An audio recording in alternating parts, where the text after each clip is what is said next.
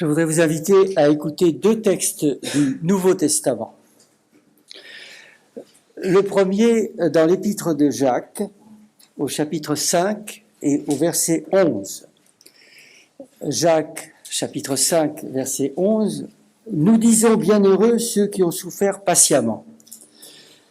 Vous avez entendu parler de la patience de Job et vous avez vu la fin que le Seigneur lui accorda, car le Seigneur est plein de miséricorde et de compassion. » Le second texte, dans la première épître de Paul aux Corinthiens, au chapitre 3 et au verset 19, « Il est écrit, il prend les sages dans leur ruse. » Voilà en tout et pour tout les deux seuls textes du Nouveau Testament qui font allusion au personnage de Job pour l'un ou qui citent une phrase de Job pour l'autre. Alors on pourrait encore en rajouter un troisième, Romains chapitre 11 verset 35, qui peut être considéré comme une évocation de Job 41 verset 3, qui lui a donné le premier pour qu'il ait à recevoir en retour. Je m'intéresserai aux deux premiers textes que nous avons écoutés. Cette utilisation du livre de Job paraîtra certainement assez décevante, peut-être même déroutante, pour les passionnés du livre de Job que nous sommes peut-être beaucoup d'entre nous avec beaucoup de nos contemporains. L'évocation de Job par Jacques apparaît des plus conventionnelles. Je laisse de côté pour l'instant la question de la patience de Job, c'est le terme qui avait été choisi par Louis II et il est évité par les traducteurs qui ont suivi. Mais Jacques ne semble exploiter que le prologue et surtout l'épilogue du livre, sans tenir compte des 39 chapitres de débat qui nous intéressent tant. Job vient à point nommé dans l'épître pour servir le propos de l'auteur. Il faut supporter avec patience l'épreuve, la récompense viendra.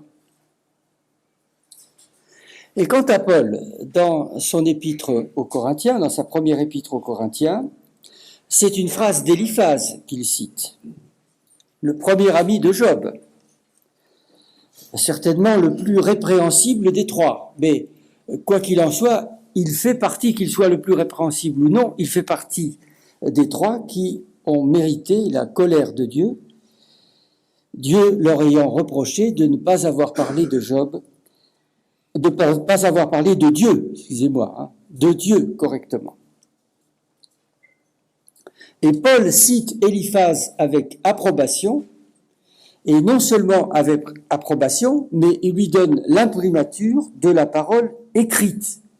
Il est écrit.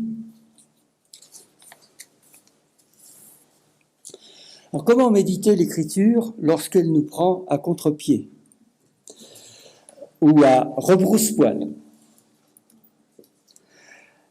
La confiance à l'égard de la parole de Dieu, à l'égard de Paul, à l'égard de Jacques, à l'égard du livre de Job, m'invite à me poser d'abord la question, est-ce que j'ai bien compris?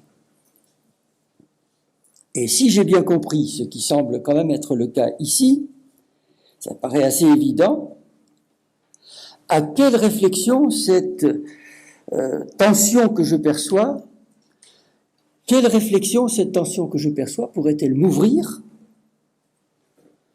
pour me faire progresser dans ma perception de la vérité divine, parce que j'aurais mieux compris, ou alors peut-être, ne comprenant toujours pas, je percevrai mieux les limites de ma compréhension. Je vous propose une première réflexion qui est tout à fait évidente, qui est assez évidente en tout cas. Le Nouveau Testament n'épuise pas les richesses que nous pouvons découvrir à la lecture de l'Ancien Testament. Le Nouveau Testament nous oriente comme chrétiens dans notre lecture, mais il ne la réduit pas. Et quant au livre de Job, et plus généralement à la littérature sapientiale, nous pouvons heureusement percevoir et explorer bien des richesses que les auteurs du Nouveau Testament n'ont pas relevées pour nous. Voilà qui légitime pleinement notre colloque aujourd'hui. Si la lecture de ces deux textes avait pu vous donner quelque inquiétude. Mais de toute façon, je ne suis que le premier à parler et on pourrait très bien me contredire par la suite. Mais nous pouvons aller un peu plus loin dans notre réflexion et je commencerai par la citation d'Éliphaz. Dieu prend les sages dans leur ruse. Pour Paul, c'est la vérité. Et qui le contestera? C'est la vérité et c'est Éliphaz qui le dit. Un homme qui s'est trompé au point de mériter la colère de Dieu. Que puis-je en conclure dans ma méditation? Sinon que je risque bien de me tromper moi aussi, même en énonçant les vérités les plus sûres. Ces vérités qui méritent d'être citées avec la mention « il est écrit ». Voilà une leçon fort utile. Il ne me suffit pas d'énoncer des vérités, il faut encore que je sache les utiliser correctement. Fort utile et dans la ligne de la réflexion et de l'enseignement sapiential. Dans les premiers versets du livre des Proverbes, qui indiquent les buts et les mérites de l'ouvrage qui est présenté, on dit qu'il va servir à comprendre les proverbes et les énigmes. On ne dit pas de manière aussi précise qu'il va apprendre à se servir des proverbes, mais on n'en est pas très loin avec le mot « mesima » du verset 4, le dessein, l'intention, qui est en parallèle avec le mot « orma », l'astuce, la ruse, précisément le mot qui est employé par Éliphaz dans la phrase citée par Paul. Et Paul d'ailleurs cite cette phrase d'Éliphaz, non pas en reproduisant le vocabulaire de la Septante, mais en utilisant pour ce mot et pour... Il y a un petit peu de réverbération. En utilisant pour ce mot et pour un autre mot de la citation, un terme grec qui est plus proche du mot hébreu. Et il parle vraiment de ruse, d'astuce. Il prend les sages dans leur ruse. Le livre des Proverbes promet aux naïfs d'acquérir de l'astuce, ce qui manifestement a manqué à Éliphaz et à ses amis dans leur usage de la vérité. Et la citation de Paul pourrait d'ailleurs nous suggérer d'élargir l'appréciation d'Éliphaz, l'appréciation positive sur les propos d'Éliphaz, de l'élargir au-delà de cette parole à bien d'autres propos tenus par Éliphaz et par ses amis, et voire même à la presque totalité de leurs propos. Je ferai l'exception pour le chapitre 22, dans lequel Éliphaz a trouvé nécessaire d'établir un catalogue de tous les péchés de Job et de conclure que c'est pour ça que le malheur l'a frappé. La plupart des commentateurs s'accordent à noter la parenté des propos des amis de Job avec ceux du livre des Proverbes, avec l'enseignement du livre des Proverbes. Alors le problème des amis de Job serait-il le caractère erroné de leurs propos? Et là on va chercher l'erreur, et on la trouve bien sûr lorsque on a l'idée qu'ils se sont trompés. Mais est-ce que ce ne serait pas plutôt la question suivante? Comment, en énonçant pratiquement que des vérités, on peut se trouver finalement dans l'erreur, et gravement dans l'erreur, parce qu'on n'a pas su appliquer ces vérités à la situation et surtout à la personne. Alors ça nous rapproche de la fameuse question de la rétribution. Dieu punit le mal et récompense le bien. C'est le grand reproche qu'on fait aux amis de Job, leur doctrine de la rétribution. Et c'est aussi le reproche que malheureusement trop de commentateurs font à l'épilogue. Or, c'est sur l'épilogue que Jacques se fonde pour adresser son encouragement en considérant la fin que Dieu accorde au fidèle qui a souffert. Cette utilisation par Jacques du cas de Job, si je veux bien l'écouter, pourrait m'amener à considérer la dite doctrine de la rétribution de manière un peu moins caricaturale.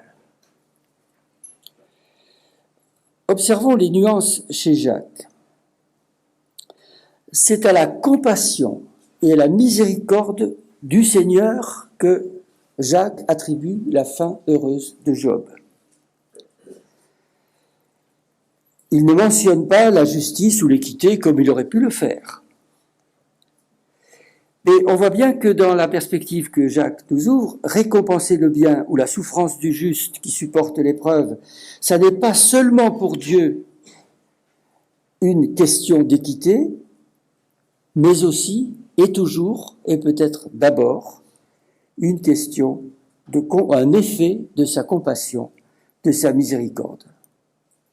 Et ça correspond parfaitement au cas de Job, parce que Dieu, avant de le rétablir, lui a répondu du sein de la tempête, et lui faisant des reproches sur la manière dont il avait noirci les desseins de Dieu par des propos sans intelligence. Deuxième indice chez Jacques. Jacques ne dit pas que Dieu a récompensé Job, ni même qu'il lui a accordé une fin heureuse. La formule qui est employée par Jacques est une formule très elliptique. Mot à mot, vous avez vu la fin du Seigneur.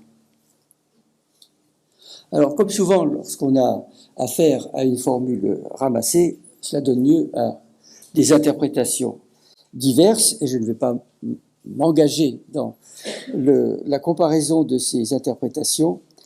Si l'on s'en tient au sens le plus concret du mot fin, c'est-à-dire la fin de l'histoire, la formulation, on le voit, fait l'économie du verbe.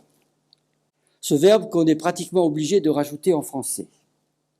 Et en faisant l'économie du verbe, il concentre l'idée sur Dieu comme sujet agissant.